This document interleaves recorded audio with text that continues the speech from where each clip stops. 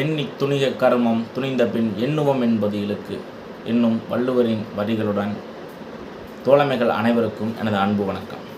இந்த வீடியோ எதுக்குன்னு பார்த்துக்கிட்டிங்கன்னா, தொடர்ந்து இருக்கன்குடி கிராமத்தில் படித்த இளைஞர்களை குறிவைத்து அல்லது அரசு அலுவலர்கள் அரசு அதிகாரிகள் ஒரு தவறு செய்யும்போது அதை சுட்டிக்காட்டி இது தப்பு, இதை இப்படி செய்யக்கூடாது என்று அதை திருத்த முயலும் இளைஞர்கள் மீது தனது அதிகாரத்தை தவறாக பயன்படுத்தி தொடர்ந்து பொய் வழக்குகள் பதிவு செய்து இளைஞர்களின் எதிர்காலத்தை கேள்விக்குறியாக்குகிற இருக்கன்குடி காவல்துறையினரை கண்டித்தும் அவர்கள் மீது உரிய சட்டப்படிக்கு நடவடிக்கை எடுத்து தமிழ்நாடு காவல்துறை என்றும் மக்களின் நலனில் அக்கறை கொண்டிருக்கும் என்றும் மக்களின் நலனில் அக்கறை கொண்டு சட்ட அமைப்பும் சமூக அமைப்பும் அதிகாரங்களும் சரியாக இயங்க வேண்டும் என்று தொடர்ந்து குரல் கொடுக்கக்கூடிய சமூக ஆர்வலர்களுக்கு உறுதுணையாகவும் பக்கபலமாகவும் இந்த காவல்துறை இருக்கும் என்பதை நிரூபிக்கக்கூடிய வகையில்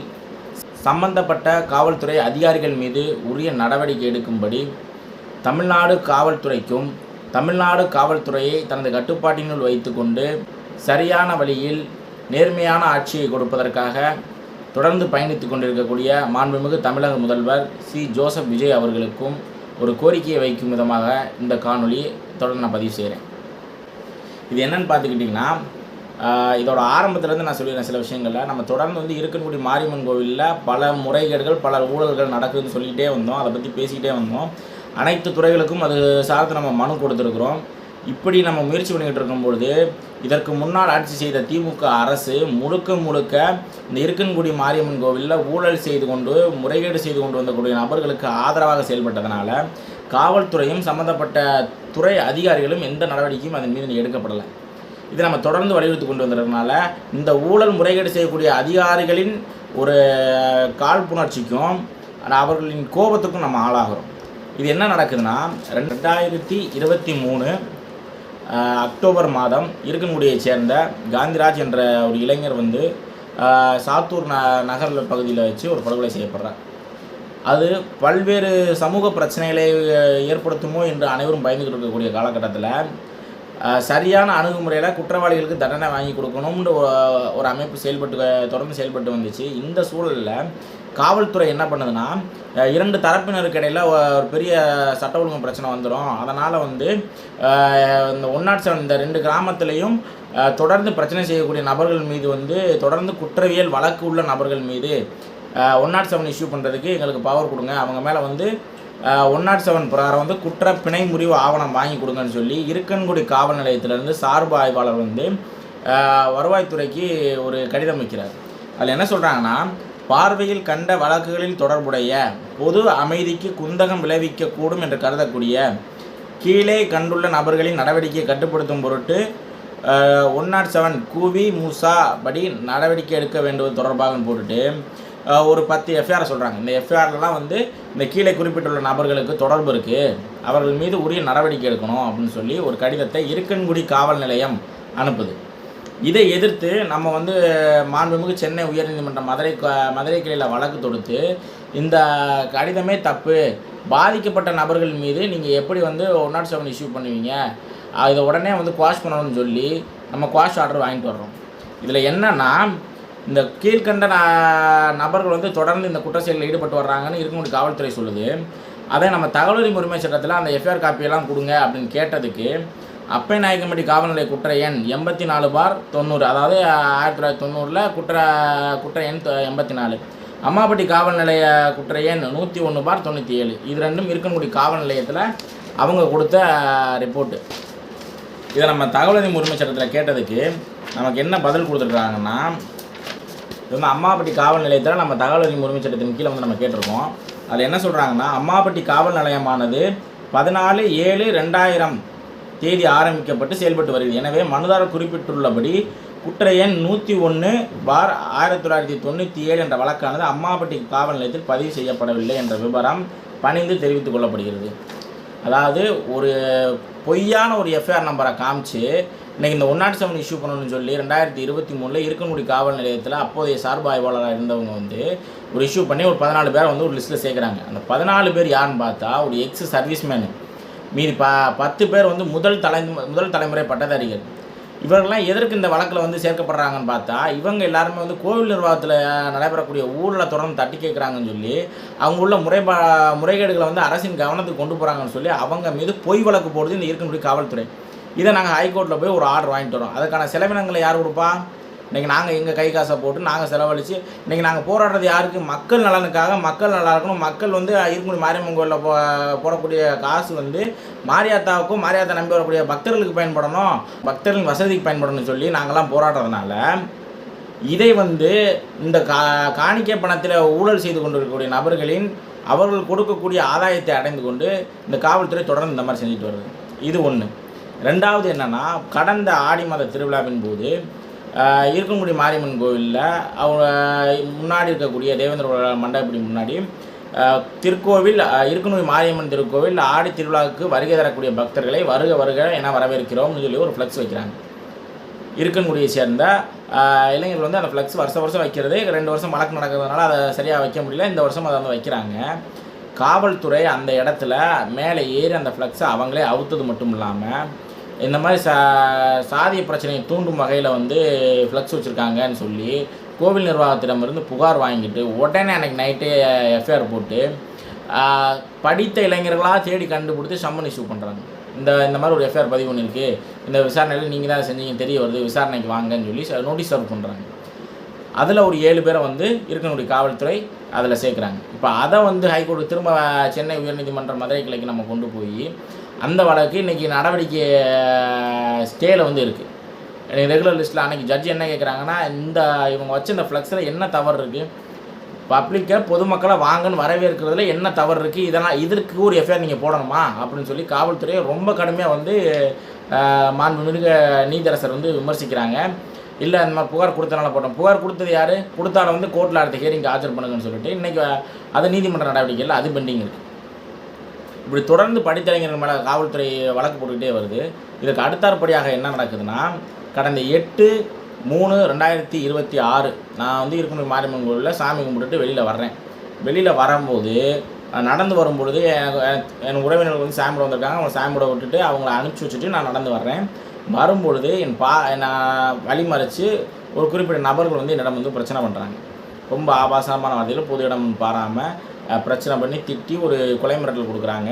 இதை வந்து சம்பவம் நடந்த 7 மணிக்கு நடக்குதுன்னா 7:14க்கு இருக்கன்குடி காவல் நிலையத்தில் உள்ள உளவு பிரிவு அதிகாரி சதீஷ் அவர்கள்ட்ட நான் ஃபோன் பண்ணி, இந்த மாதிரி நாங்கள் மாறி உங்கள்கிட்ட கம்ப்ளைண்ட் பண்ணிக்கிட்டே இருக்கோம், இந்த மாதிரி ஒரு பிரச்சனை நடந்துகிட்டே இருக்குது, நீங்கள் டிபார்ட்மெண்ட்லேருந்து எந்த நடவடிக்கை எடுக்க மாட்டீங்க, இன்றைக்கி இந்த டைமில் இந்த இடத்துல என்னை இப்படி வழிமறித்து எனக்கு இப்படி கொலை மிரட்டல் கொடுக்குறாங்கன்னு சொல்லி நான் பேசிவிட்டு, இல்லை நாங்கள் கூப்பிட்டு சத்தம் போடுறோம் அப்படின்னு சொல்கிறாங்க. சத்தம் போட வேணால் நான் புகார் கொடுக்குறேன், என் கம்ப்ளைண்ட் மீது நீங்கள் நடவடிக்கை எடுங்கன்னு சொல்லி ஆனால் 8/3/2026 காலையில் 8:30 மணி அளவில் வந்து இருக்கன்குடி காவல் நிலையத்தில் போய் நான் புகார் கொடுக்குறேன். புகார் கொடுத்து அந்த புகாரின் மீது எனக்கு ஒரு மனு ரசீது கூட கொடுக்காம இந்த காவல்துறை என்ன பண்ணுறாங்கன்னா 8, 9, 10 இந்த 3 நாளும் 2 தரப்பையும் கூப்பிட்டு வச்சு கட்ட பஞ்சாயத்து பண்ணுறாங்க. நீங்களா காம்ப்ரமைஸாக போங்க, இல்லைன்னா 2 தரப்புலையும் நான் புகாரை வாங்கிட்டு 2 பக்கமும் எஃப்ஐஆர் போட்டு கோர்ட்டுக்கு அலைய விட்டுருவோம் அப்படின்னு சொல்லி அங்கே இருக்கக்கூடிய சார்பாய்வாளர் என்ன சொல்கிறாரு, எனக்கு ஒன்றும் பிரச்சனை இல்லை, நாங்கள் விசாரிக்க வைக்கிறதா 2ஆம் பட்சம், எனக்கு 50 வயசா பேப்பர் 5 வயசா மைதான் எழுதி கையெழுத்து போட்டு போயிட்டே போனால் உங்கள் லைஃப் தான் ஒன்றும்லாம் போகும், பார்த்துக்கோங்கன்னு சொல்லி இருக்கன்குடி காவல் நிலையத்தில் உள்ள சார்பாய்வாளர் சொல்கிறாங்க. நம்ம 2 நாள் விசாரணைக்கு போகிறோம், சரி ஒன்றுக்குள்ளே ஒன்று ஒரு சொந்த பந்தம் நம்ம பிரச்சனையை வளர்க்க வேணாம்னு நினச்சாலும் அங்கே ஒரு முடிவு எட்டப்படலைங்கன்னா நீங்கள் வழக்கு போடுங்க சார், புகார் பதிவு பண்ணுங்க. அவங்க ஒரு புகார் கொடுக்குறாங்கன்னா அதுலேயும் வந்து புகார் அவங்க என்ன கொடுத்துருக்காங்கிறது நமக்கு தெரியாது, அதுலேயும் ஒரு வழக்கு பதிவு பண்ணுங்கள், இதுலேயும் வழக்கு பதிவு பண்ணுங்கள், விசாரணையில் எது உண்மையோ அது மேலே நீங்கள் நடவடிக்கை எடுங்க நம்ம சொல்லிட்டு நம்ம வந்துடுறோம். அதுக்கடுத்து 2-3 தடவை தொடர்ந்து வந்து சொல்கிறாங்க. இதில் சம்பவம் நடந்த இடத்துல இல்லாத ஒரு நபரை அந்த வழக்கில் சேர்க்குறாங்க. அவரை விசாரணைக்கு கூப்பிட்றாங்க. நான் கூப்பிட்டு சொல்கிறேன், இந்த மாதிரி பிரச்சனை நடந்து வரும்போது என் வழிமறிச்சு இவங்க பிரச்சனை பண்ணாங்க, நான் அந்த இடத்துல பதில் பேசிட்டு நான் புகார் மனு கொடுத்துருக்கேன். சம்பவம் நடந்த இடத்துலையே இந்த நபர் இல்லை, அவரை எப்படி புகாரில் சேர்த்து கொடுப்பாங்க?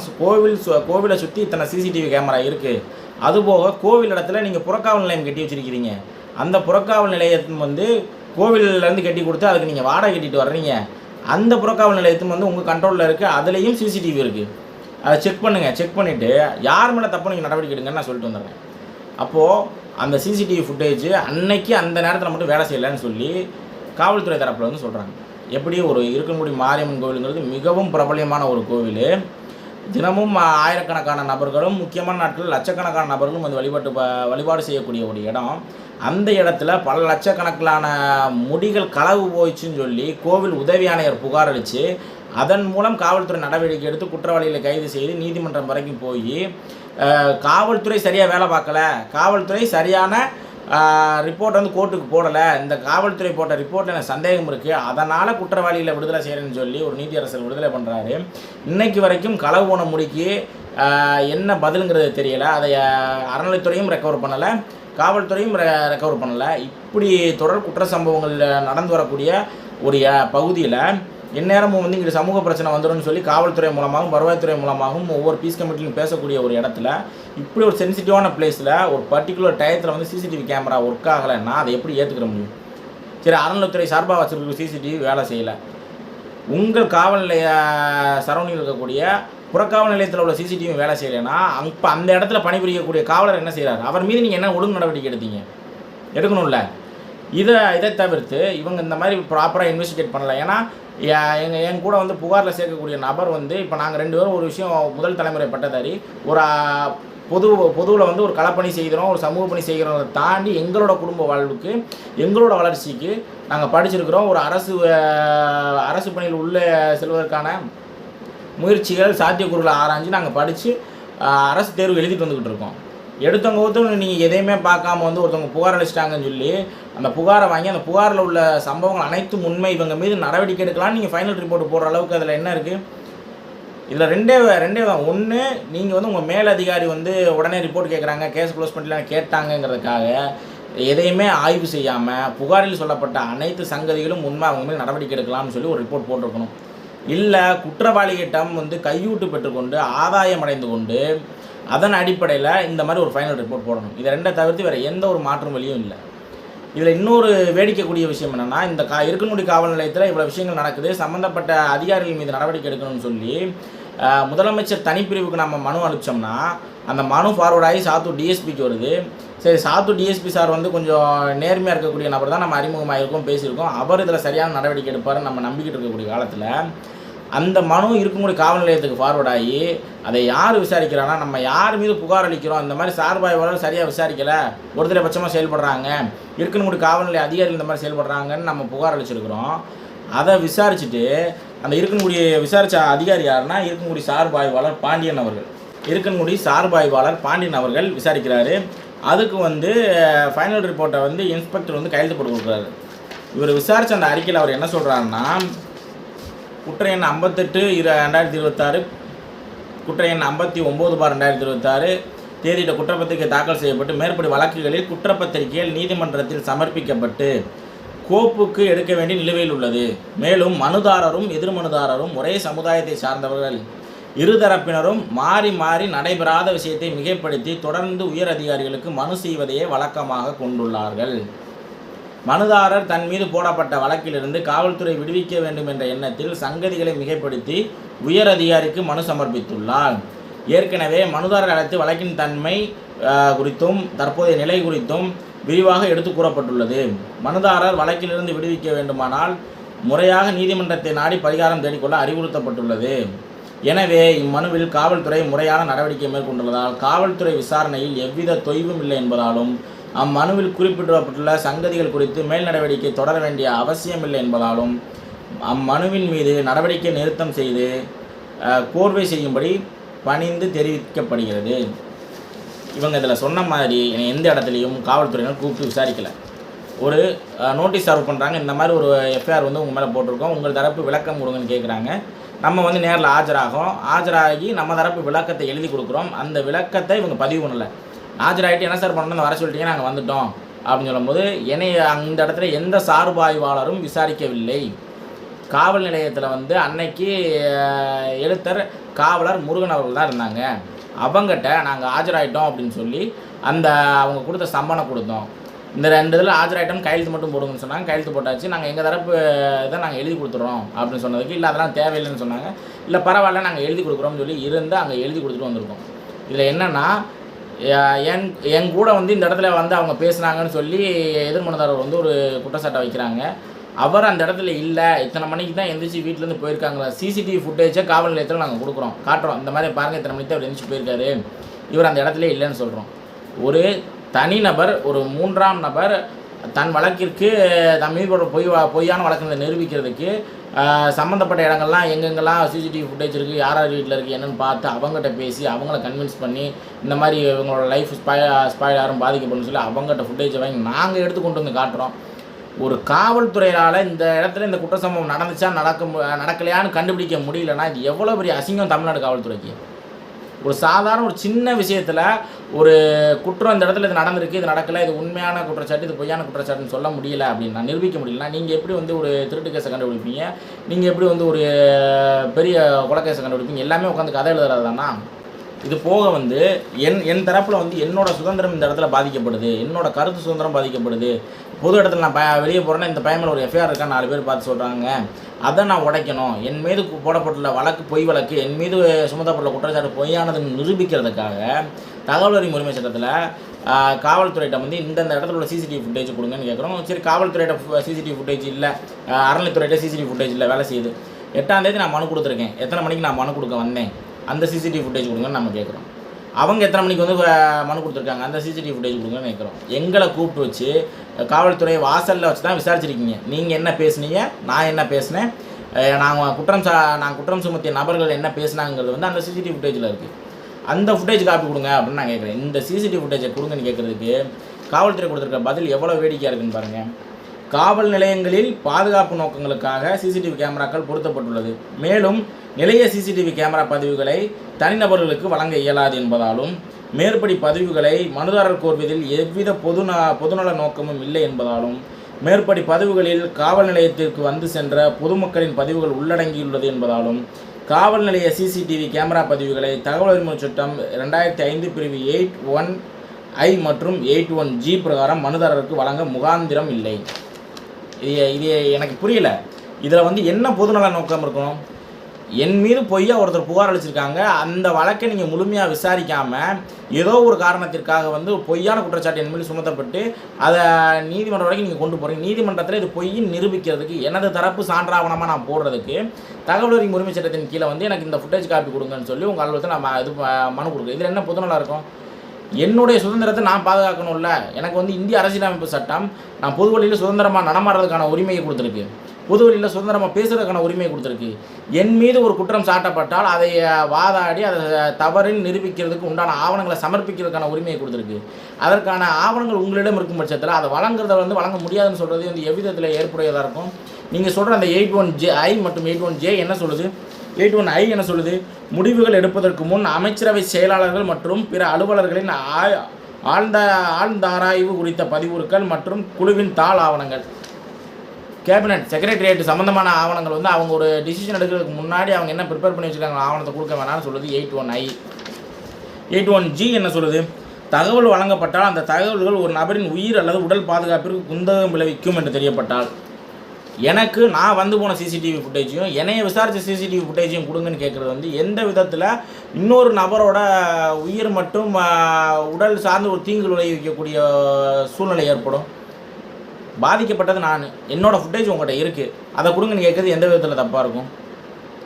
இந்த மாதிரி தொடர்ந்து காவல்துறைகள் வந்து செயல்படுவது வந்து வன்மையாக கண்டிக்கத்தக்கது. காவல்துறை வந்து இன்னும் மக்களின் நலனுக்காகவும் மக்களுக்காக போராடக்கூடிய சாமானியர்களின் சமூக ஆர்வல் நலனுக்காகத்தான் செயல்படணும். இப்படி வந்து ஒரு தாராருக்கு ஆதரவாக செயல்படக்கூடாது. இருக்கங்குடி காவல் நிலையத்தை பற்றி இன்றைக்கு வரைக்கும் நம்ம பேசாத ஒரு காரணம், காவல் நிலையத்தின் முன்னாடி இருக்கங்குடிங்கிற ஒரு பேர் இருக்குது. நம்ம ஊரை பற்றி, நம்ம ஊர் காவல் நிலையத்தை பற்றி, நம்ம ஊர் காவலர்களை பற்றி நம்ம பேசக்கூடாதுங்கிற ஒரே காரணத்திற்காக நம்மளும் வந்து மௌனம் காத்துக்கிட்டே போகிறோம். இன்றைக்கி இந்த புகார் சம்மந்தமாக இருக்கணும் காவல் நிலையத்தில் போய் கேட்டேன், இந்த மாதிரி ஒரு கம்ப்ளைண்ட் கொடுத்துருக்கேன், நான் மனித உரிமை ஆணையத்துறைக்கு நான் புகாருக்கு போயிருக்கேன், அது மீது நீங்கள் என்ன சொல்கிறீங்கன்னு கேட்டோம்னா, நீங்கள் எங்கே போய் என்ன ஆக போகுது? காவல்துறை மேலே யாருமே நடவடிக்கை எடுக்க மாட்டாங்க. நாங்கள் செய்கிறது தான் முடிவு, நாங்கள் செய்கிறோம் சட்டம். நீங்கள் அதேமாதிரி நீங்கள் கோர்ட்டுக்கு போனால் என்ன ஆகும்? சாட்சி பிறல் சாட்சின்னு நீங்கள் விடுதலை வேணால் ஆகிக்கிறீங்க. இன்வெஸ்டிகேஷன் ஆஃபீஸர் மேலே யாருமே நடவடிக்கை எடுக்க முடியாது. போலீஸ் என்றைக்குமே போலீஸுக்கு தான் சப்போர்ட் பண்ணணும். நீங்கள் டிஎஸ்பியை பார்த்தாலும் சரி, நீங்கள் எஸ்பியை பார்த்தாலும் சரி, ஐஜியை பார்த்தாலும் சரி, எங்கள் மேலே யாருமே இந்த நடவடிக்கை எடுக்க மாட்டாங்கன்னு சொல்லி அவ்வளோ சாதாரணமாக அசால்ட்டாக ஒரு சொல்கிறாங்க. அப்போ காவல்துறை என்ன குற்றம் செஞ்சாலும் என்ன தவறு செஞ்சாலும் காவல்துறை வந்து உங்கள் டிபார்ட்மெண்ட்டுங்கிறதுனால அந்த டிபார்ட்மெண்ட் மேலே எந்த நடவடிக்கையுமே உயரதிகாரிகள் எடுக்க மாட்டாங்களா? இன்றைக்கி ரம்யா பாரதி ஐபிஎஸ் மாதிரி ஒரு நேர்மையான அதிகாரி விக்டிமை 24 மணி நேரத்துக்குள்ள கைது செய்யக்கூடிய ஒரு சிறப்பான காவலர்கள் இருக்கக்கூடிய இதே காவல்துறையில் இந்த மாதிரி காவல்துறைகள் இருக்கிறாங்கன்னு நினைக்கும் போதே அதை சற்றும் எங்களால் வந்து ஏற்றுக்கொள்ள முடியல. இதை இப்போ இந்த காணொலியை பார்க்கக்கூடிய உயர் அதிகாரிகள் இருக்கன்குடி காவல் நிலையத்தில் தொடர்ந்து ஒருதலை பட்சமாக பொய் வழக்கு பதிவு செய்யக்கூடிய காவலர்கள் மீது கடுமையாக நடவடிக்கை எடுக்குமாறும், இதனால் வந்து நாளைக்கு ஒரு சட்ட ஒழுங்கு பிரச்சனை வந்தாலும் இது வந்து இன்றைக்கி தலைமையிலையும் ஆட்சி அதிகாரத்திலும் இருக்கக்கூடிய தமிழக வெற்றி கழகத்தை பாதிக்கும் என்கிறதுனால தமிழ்நாடு முதலமைச்சர் ஸ்ரீ ஜோசப் விஜய் அவர்கள் உடனே இந்த விஷயத்தில் வந்து உடனே சட்டப்படிக்கு நடவடிக்கை எடுத்து உரிய காவலர்கள் மீது நடவடிக்கை எடுக்கும் பட்சத்தில் தொடர்ந்து தவறு செய்ய நினைக்கக்கூடிய காவலர்கள் திருந்துவதற்கு ஒரு பெரும் வாய்ப்பு இருக்கிறது. தமிழ்நாட்டில் எந்த ஒரு சாமானிய மக்களும் எந்த ஒரு பொதுமக்களும் காவல்துறையிட்ட போனால் சரியான நீதி கிடைக்கும்னு நம்பக்கூடிய ஒரு வாய்ப்பை ஒரு சூழலை இந்த தமிழக வெற்றி கழகம் உருவாக்கி கொடுக்கணும். கடந்த ஆட்சியில் இல்லாத ஒரு பெரும் மாற்றம் வந்து காவல்துறையில் இந்த முறை வந்திருக்கு. அதை இன்னும் மெருகேற்றி காவல்துறை மீது பொதுமக்களுக்கு எந்த அச்சமும் இல்லாமல் எந்த பய உணர்வும் இல்லாமல் நீதியின் பக்கம் காவல்துறை நிற்கும் என்பதை நிரூபிக்கக்கூடிய வகையில் வந்து இந்த காணொலியை காண்கிற உயர் அதிகாரிகளும் சம்பந்தப்பட்ட துறை அதிகாரிகள் மீது கடுமையான நடவடிக்கை எடுக்க முடியும். இந்த வழக்கை மீண்டும் சரியான அதிகாரி மூலம் விசாரணை செய்து முழுவான ஆய்வறிக்கை சமர்ப்பிக்கும்படியும் இதனால் பெரும் மன உளைச்சலுக்கான இவர்கள் இந்த காவல்துறையின் இத்தகைய அலட்சிய போக்கினால் பெரிதும் பாதிக்கப்பட்டு கடுமையான மன உளைச்சலுக்கு ஆளாகிய எனக்கும் எனது குடும்பத்தாருக்கும் இந்த காவல்துறை மீதும் சரியான நடவடிக்கை எடுத்து உரிய இழப்பீடு வழங்க ஆவணம் செய்ய வேண்டும் என்று பணியுடன் கேட்டுக்கொள்கிறேன்.